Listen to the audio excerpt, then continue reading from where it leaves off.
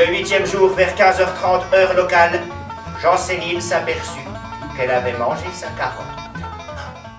Alors elle s'arrêta d'imaginer des bêtises, mais aussi de gambader. Et ce, afin de rester immobile en remuant son petit museau, ce qui est plus convenable pour une petite lapine. C'est alors que soudain surgit un bruit de pas lourd et pesant. Jean-Céline leva discrètement les yeux, et qu'est-ce qu'alors elle vit? Un énorme tyrannosaure, avec un air féroce qui ne cachait que trop mal une férocité hélas bien réelle. Et il accéléra son pas lourd et pesant jusqu'à la vitesse d'au moins 800 km/h. Et vous pensez bien qu'à une telle vitesse, nos héros ne tardèrent pas à s'approcher de la frontière du pays des humains qui mangent les lapins. Les humains qui mangent les lapins. Ça faisait bien rire Jean-Céline, puisqu'elle était déjà dans l'intérieur du ventre d'un tyrannosaure. Alors, les humains qui mangent les lapins, ça la faisait bien rigoler. D'ailleurs, elle fut prise d'un tel fou rire que, sans faire exprès, elle tira une rafale de 3896 balles d'un coup, en plein dans l'intérieur du ventre du tyrannosaure. Alors, le tyrannosaure s'arrêta tout net de courir. Et tout en récitant une longue tirade tragique dans sa langue maternelle, il se mit à tomber vers le sol, c'est-à-dire dans le sens logique de la chute.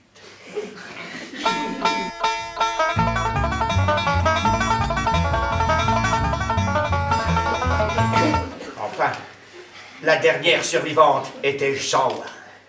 Et Jean-Ouin, le survivant, arriva tout seul devant le port de Washington, D.C.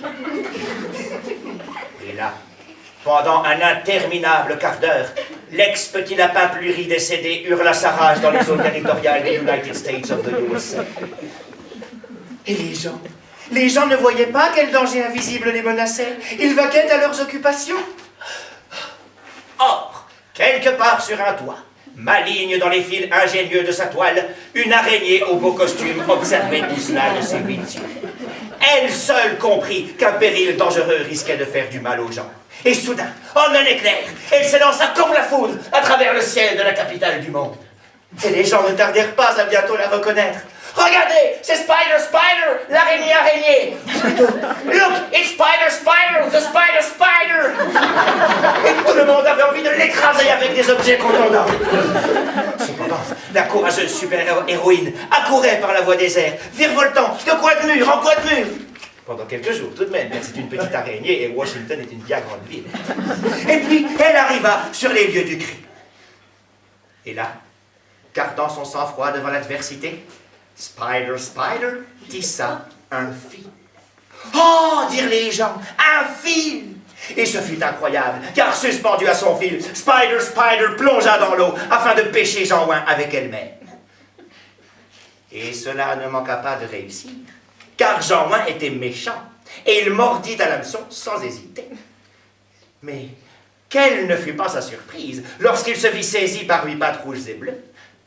C'est alors qu'il reconnut Spider et qu'il abandonna tout espoir au profit du désespoir.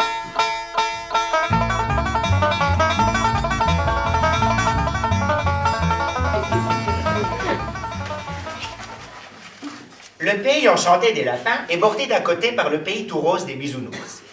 Il y a toujours eu des tensions entre les lapins et les bisounours à cause d'une frontière contestée et de différences culturelles et linguistiques. Dans les années 1980, les bisounours ont été surmédiatisés, ce qui a provoqué l'exaspération des lapins. Le Parlement lapin a voté la guerre à l'unanimité.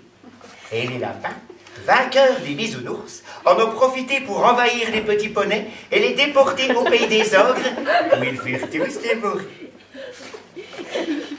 Et à l'issue de cette guerre, la paix et la tranquillité s'installèrent durablement au pays enchanté des lapins.